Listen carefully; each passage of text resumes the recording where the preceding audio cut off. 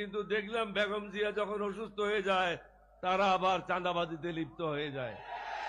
সুতরাং এই চাঁদাবাজদের সাথে থেকে আমি দোজখে যাওয়ার জন্য রাজি না।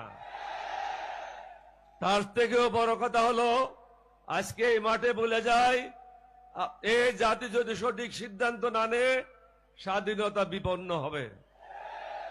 আমরা যুদ্ধ করেছিলাম স্বাধীন সার্বভৌম বাংলাদেশের জন্য। এখন একটা দল বিদেশিদের দালালি করছে, তাদের ইচ্ছা অনুযায়ী কাজ করছে, তাদের ইচ্ছার বাইরে যেতে পারবে না।